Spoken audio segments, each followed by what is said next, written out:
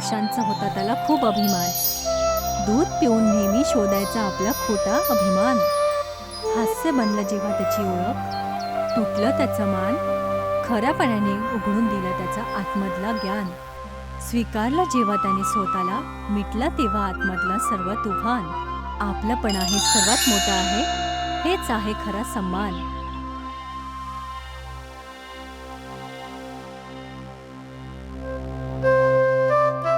सेठजी परत एकदा सुंदर सकाळमध्ये आपल्या घरात उठतात.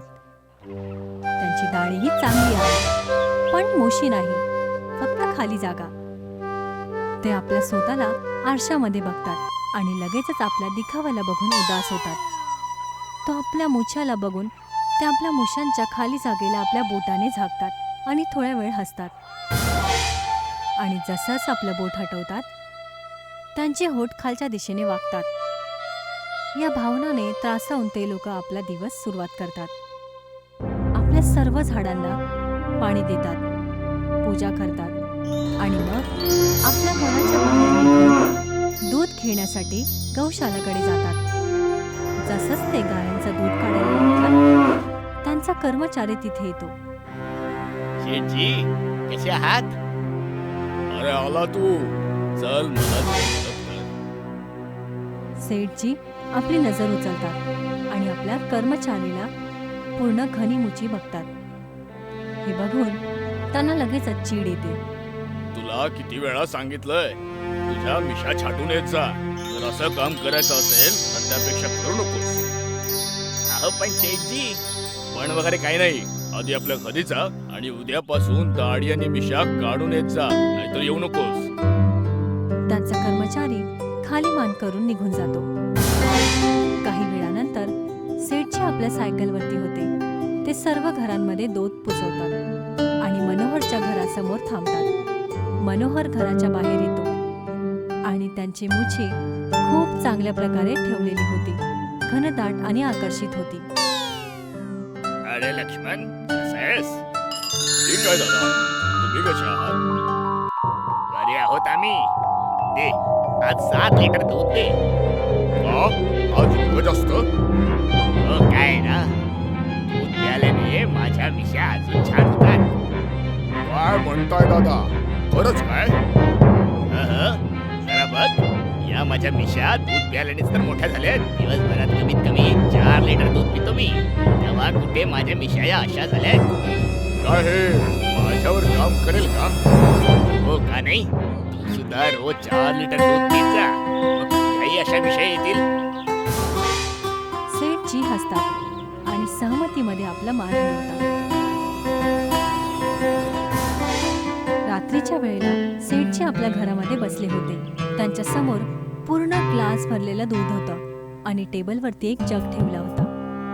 ते दूधला पाण्यासारखंच लवकर लवकर प्यायला लागले. एक एक करून ते 3 ग्लास दूध पिऊन घेतात. हे तर खूपच कठीण आहे, पण काही हरकत नाही. चांगल्या मिशांसाठी हे करावंच लागेल. सेठची इच्छा नसतानाही अजून 3 ग्लास दूध पितात. पूर्ण 4 लिटर संपवतात आणि मग पोट भारी भारी महसूस करून झोपायला निघून जातात. असंच ते प्रत्येक दिवशी दूध प्यायला चालू करतात. ते प्रत्येक दिवशी दूध पिल्यानंतर आपल्या मुशांना बघतात, पण त्यांना काहीच फरक दिसत नाही. आणि मग एक संध्याकाळी सेठजी पूर्णपणे फुलून पोट भारी महसूस करून रस्त्यांवरती चालत होते. त्यांचे पायही खूप भारी होते. रस्त्याच्या काठावरती काही गावातली लोक, ज्यामध्ये मनोहरही होता, उभे होते. ते लोक फक्त सेठजीला बघत नाही. अरे तुला माहितीये का, त्या शेठला मी काय खोटं बोललो? काय दादा? त्या दिवशी माझ्या घरी काही पाहुणे आले होते, त्यामुळे दूध जास्त लागणार होतं. मी त्याला सांगितलं की हे दूध चांगल्या मिशांसाठी आहे आणि तो तेव्हापासून रोज 4 लिटर दूध पितोय. वा वा दादा, बरं केलं तुम्ही. तेच मी विचार करत होतो की हा आजकाल इतका दूध का पितोय. त्याला इतकंही कळत नाही की दूध पिण्याचं मिशांशी काही घेणं देणं नाहीये. सर्वजण यावरती हसतात. सेठजी त्यांचं बोलणं आणि लगेचच दुखी होतात. त्यांना आवडत नाही की बाकी गावातली लोक चांगली आणि घनदाट मूछ न आल्यामुळे त्याची मस्करी उडवतात. त्यांना लगेचच धोक्याचा अहसास होतो. सेठजी अश्रूने भरलेल्या डोळ्यांनी धावतच घरी येतात. ते जमिनीवरती बसतात. आपले पलंगवरती हात ठेवून जोरजोरात रडायला लागले. अरे देवा, माझ्यासोबत हे असं का केलं तुम्ही? सगळेच माझी मस्करी करतात. का मला गावातल्या दुसऱ्या पुरुषांसारख्या लांब आणि मोठे मिशा नाहीयेत? ते लगातार रडत होते आणि रात्र इथेच संपून जाते. चंद्र आकाशामध्ये हळूहळू लपत होता. रात्रीच्या वेळेला सेठजी आपल्या पलंगवरती झोपले होते आणि त्यांच्या चेहऱ्यावरती अश्रू पूर्ण सुकून गेले होते. एक चमत्कार होतो. त्यांची मुछी लांब आणि घनदाट वाढायला लागली. झोपताना त्याला खाज महसूस होते, पण तरीही ते लक्ष नाही देत, कारण ते खूप गाढ झोपेत होते. दुसऱ्या सकाळची सुरुवात सेठजीच्या आवाजाने होती. बघू शकतो की सेठजीच्या चेहऱ्यावरती मुशी खूप वाढली होती. ते आरशाच्या समोर उभे होते आणि त्यांचं तोंड घनदाट मुशांनी पूर्ण झाकलं होतं, जे एवढे मोठे होते की जमीनपर्यंत लटकत होते. अरे देवा, मी हे काय बघतोय? काय हे खरं आहे? मला तर विश्वासच बसत नाहीये. या माझ्या मिशा आहेत. या एका रात्रीत इतक्या कशा काय वाढल्या? काय त्या मनोहर दादांनी सांगितलेली दुधाची गोष्ट खरी ठरली? नाही नाही, असं नाही होऊ शकत. जर असं असतं तर त्यांनाही अशा मिशा आल्या असत्या. शेठजी आपल्या लांब घनदाट मुशांना बघून गर्वाने हसतात. आता मी बघतो गावातले मला कसे चिडवतात. शेठजी हसतच आपल्या मुशांना सहलवतात. सर्वजण एकदम चकित होतात. प्रत्येकाच्या चेहऱ्यावरती हैराणीही साफ दिसत होती, जसं की ते पहिल्यांदा काहीतरी नवीन बघत होते. आपल्याला समजतं की हे कोणी अजून नसून तर ते शेठजी होते, जे आता आपल्या लांब घनदाट मुशांसोबत चालत होते. त्यांनी आपल्या मुशांना दोन्ही सिरांना फिरवून गोल गोल लपेटून आणि त्यांना डोक्यावरती कपड्याने बांधला आहे. लोक या नजाऱ्याला बघून चकित होतात आणि हे समजायला प्रयत्न करतात की रात्रीच्या रात्री की त्यांची एवढी मुशी सुंदर आणि घनदाट कशी आली. यामध्येच मनोहर त्यांच्या मध्ये येतो. अरे लक्ष्मणा, हे काय इतक्या मोठ्या मिशा? पण कसं? विसरलात का दादा? तुम्हीच तर म्हणालेलात रोज 4 लिटर दूध प्या आणि मग लांब मिशा नक्की. अरे पण मी तर काय? नाही नाही, काही नाही. सेठजी चेहऱ्यावरती गर्वाचा चमक घेऊन निघून जातात आणि सर्वजण त्याला जाताना बघत राहतात. दुसऱ्या सकाळी शेठजी बसून गायचं दूध काढायचा प्रयत्न करत होते. तेवढ्यातच त्यांची मुशी दूधमध्ये डुबायला लागली. यामुळे तर दूध फाटेल माझं. मला या विषयाचं काहीतरी करावं लागेल. सेठजी या गोष्टींवरती विचार करतच होते की तेवढ्यातच एक गाय त्यांच्या मुशीवरती पाय ठेवते. हे न समजता ते लगेचच उठायचा प्रयत्न करतात आणि लगेचच पडतात. गायने मूचा आवाज केला. अरे देवा, हे काय? दुखतंय मला. गाय त्यांच्याकडे बघते आणि असं वाटतं की ती सुद्धा हसत असेल. सेठजी आपल्या घरामध्ये प्रत्येक जागेवरती कैची शोधत होते आणि आपल्या मुशांच्या केसांना वरती उचलून चालत होते. माहित नाही ही कात्री मी कुठे ठेवली आणि बांधण्याचं कापडही दिसत नाहीये. असं तर मला खूप अडचणी निर्माण होतील. सेठजी जेव्हा या गोष्टींवरती विचार करत होते तेवढ्यातच त्यांनी टेबलवरती ठेवलेली कैची दिसली. जसं शेठजी समोर जातात कैची घ्यायला तर ते आपल्याच मूछवरती पाय ठेवतात, धडपडतात आणि जमिनीवरती पडतात. त्यांना दिवसाच तारे दिसायला लागले. काही वेळानंतर ते कैची हातामध्ये घेऊन आरशासमोर उभे राहतात. ते एका हाताने आपल्या मुशीला पकडतात आणि दुसऱ्या हाताने त्याला कापायचा प्रयत्न करतात. ते सफल होतात आणि लगेचच त्या खाजवणाऱ्या लांब घनदाट मुशींपासून आराम महसूस करतात. ते मोडून आपल्या गौशालाकडे जायला निघतात. तेव्हा त्यांच्या चेहऱ्यावरती एक जोरात झुंझुनीची महसूस होते आणि आत्ता कापलेली मुशी परत आपल्या त्याच लांबीला येऊन थांबते. सेठजी आता खूप हैराण होते. त्यांना काहीच नव्हतं समजत आता काय झालं आहे. ते बसूनच विचार करायला लागले आणि खूप चिंतेत होते. सर्व गोष्टी विसरून दुसऱ्या सकाळी शेठजी आपल्या सायकल घेऊन पूर्ण गावामध्ये फिरतात आणि प्रत्येक ठिकाणी दूध पोचवतात. त्यांची मुची खूप वाढली होती आणि आता ज्या कपड्यापासून ते बांधत होते त्यामधूनही ते बाहेर येत होते. ते दूध पोचवण्यासाठी कित्येक घरावरती थांबतात आणि दुपारी घरी येतात.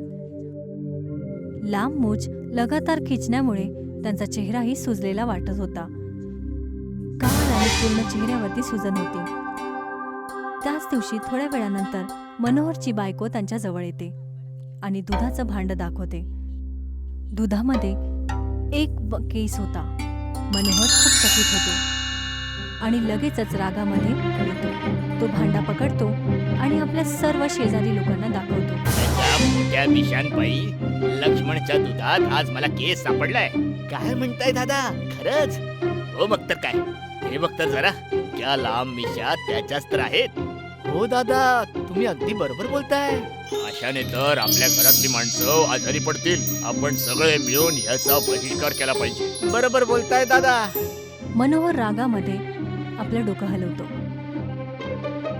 दुसऱ्या सकाळी शेठजी आपल्या गौशाला साफ करत होते तर तेवढ्यातच त्यांचा कर्मचारी येतो. अरे आलास तू, चल आता मला मदत कर. शेठजी, मी आता पुन्हा कामावर नाही येणार. का?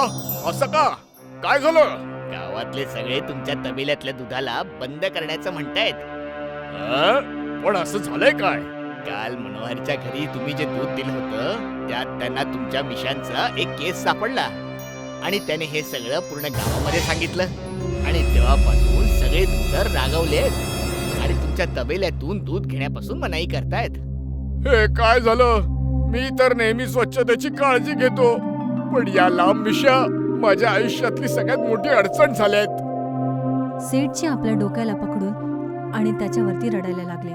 काही वेळानंतर शेठजी एकटे बसून आणि सार्वजनिक अपमान झाल्यामुळे त्यांच्यामुळे झालेला व्यापारामध्ये नुकसान त्यावरती ते रडतात आणि मग ते आपल्या वडिलांच्या फोटोकडे बघतात आणि त्यांच्याशी बोलायचा प्रयत्न करतात. अहो बाबा, तुमच्याही मिशा अशा लांब आणि मोठ्या होत्या. त्या तुम्हाला आकर्षक आणि रुबाबदार बनवायच्या. पण माझ्यासोबत असं का झालं?